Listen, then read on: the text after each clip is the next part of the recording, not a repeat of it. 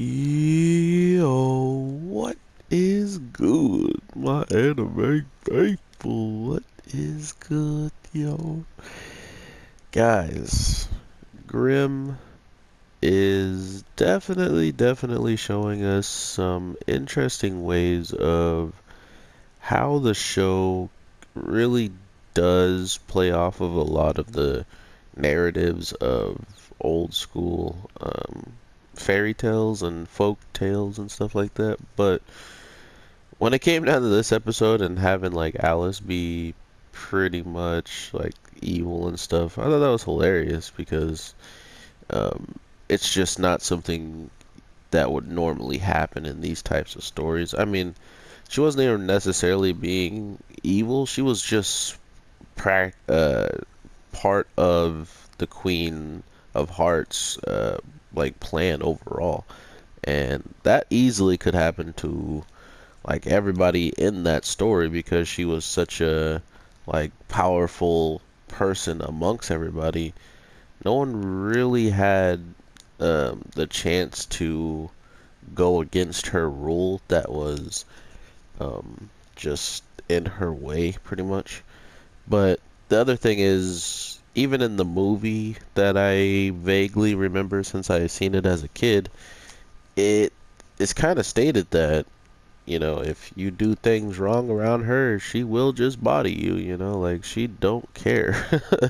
So that is exactly what she showed and proved 100% is as soon as they were going against her rule and Alice was almost being turned to the dark side, um, they put an end to that very quickly. And because of that, we learn uh, easily that the influence she was getting was just like trash overall. So not only was it trash, it was definitely messing up her brain in general, or like messing up. Oh shoot, it's the real guy. It's the real one.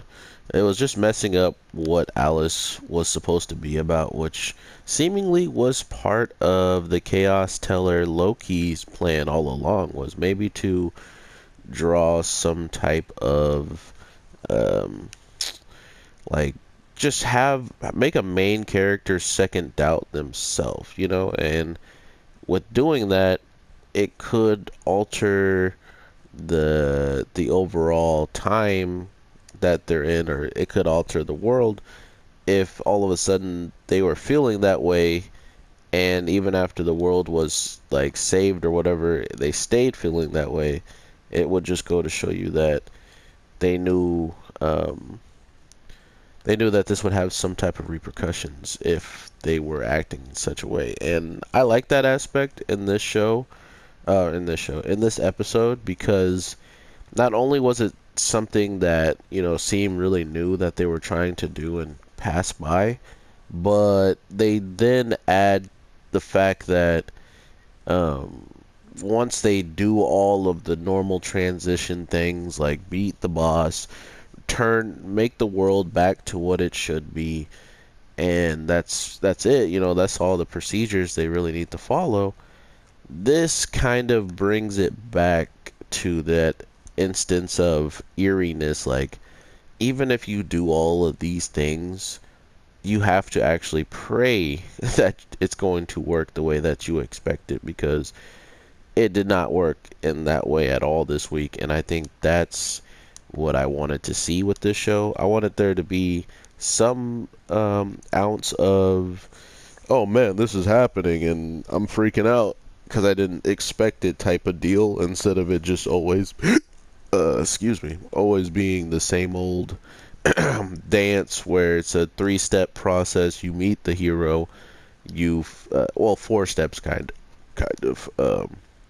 You meet the hero, you either have to fight the hero or you have to learn who is responsible for the hero not being in a good position or something along those lines. And then after all of that, you finally see who the villain is. They beat the villain, and then after villain's beaten, they make the world better again, or they put it back to normal. So it was always that like order of things happening, and because of that, it was just getting old to me.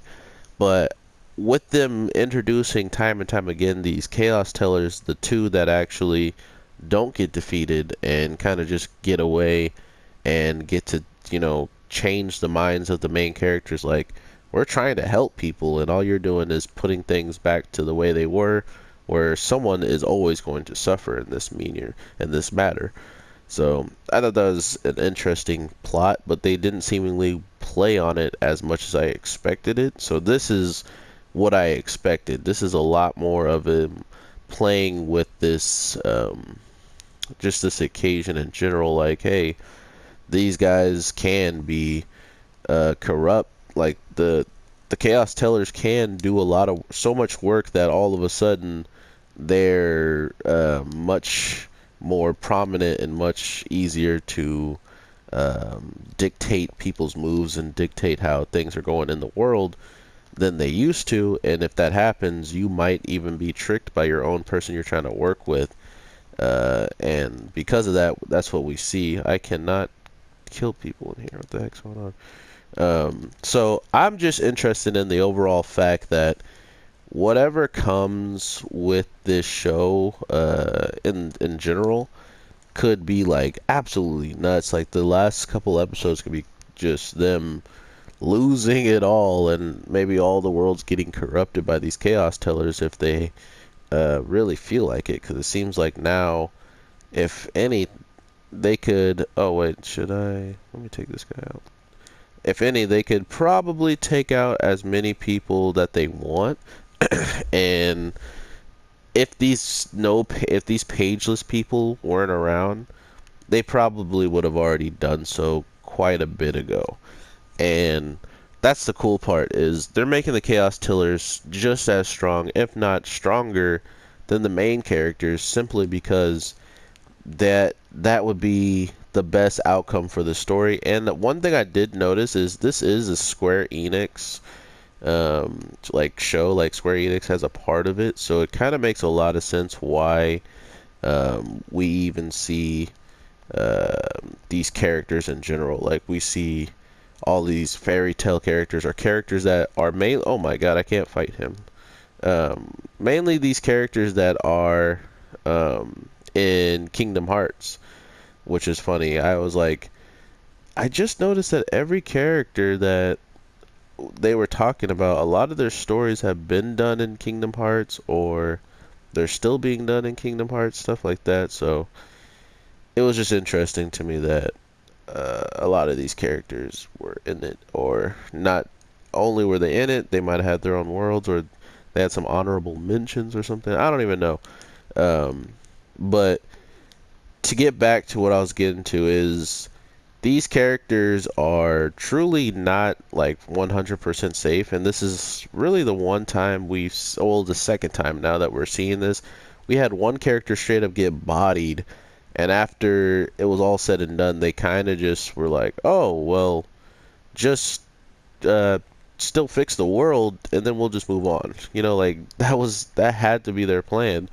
So to think that there's something so like dark and mysterious still going on even after they save the worlds is really what's been kind of calling me back to this show, to see just what could happen. Or like this week we saw we saw the Arc girl, the blonde girl with the shield, become the Bond that one of the X gets, and because of that, he's got a really powerful shield now that easily kind of trumps a lot of what we've seen these characters get like beat by. And to think that we have a whole bunch of like characters that they can switch into, and the mother, who was not even really the seemingly not the mother, the queen, the heart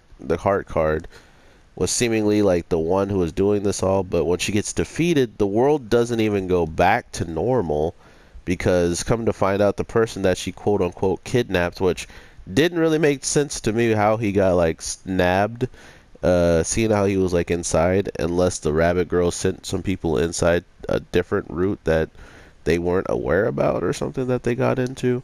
But he's like a guy who freaking runs away all the time, and you're telling me he just gets caught by these basic people all of a sudden that he's been running away from this whole time until they show up, and then now he gets captured. So it was very fishy to me. I'm guessing to other people too, but it was just funny to me that that's the route that they went with him, and come to find out that he's definitely a bigger threat than we even could imagine, was also a surprising twist.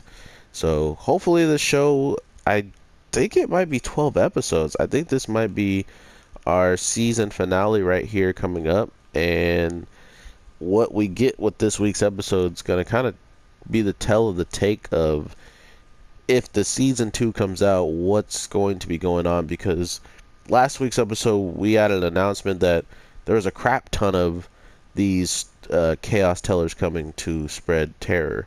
Now all of a sudden we're only seeing, so many people, or we're only seeing Loki right now, and none of those other guys who were around. So that's kind of troublesome. So with that being said, everybody, I hope you have an amazing day, night, evening, whatever the case may be when you're watching this.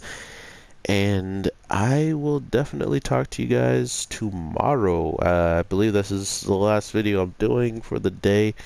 For this show, I just wanted to do a little bit more of a colorful colorful game and stuff in the background, because Sekiro is definitely dark, dark, dark. So it's kind of nice to have all these colors and stuff in the background. And I haven't played this game, and it's brand new, and I haven't even really been able to touch it because there's so many other games out right now, guys.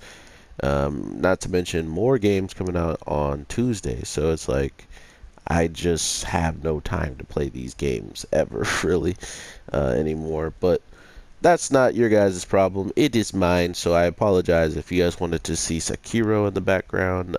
Just let me know if is a game that I play that you guys truly, truly enjoy and wouldn't mind seeing the most of, because that's the game I'll probably continue to play and make sure it's just consistent sometimes, and then other times it's like a surprise. But with that being said, everybody, I will talk to you in the next one. Make sure you subscribe, hit that like button to let me know if you do enjoy the channel, and with every like, it does help the channel to grow that much closer to the goal of just being a big community where anybody can talk about anime, and feel free to do it without being judged about whatever anime you like. That's kind of what I'm going for. But if this channel just becomes a place where we can all kick it and talk, that also is fine by me. So I hope you guys have an amazing one, and I hope to talk to you soon. Peace.